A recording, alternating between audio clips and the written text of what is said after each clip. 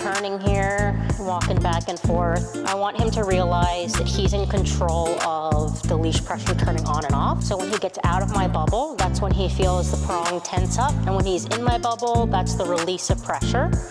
When he turns with me, good. I can mark and reward and keep him engaged and focused on me.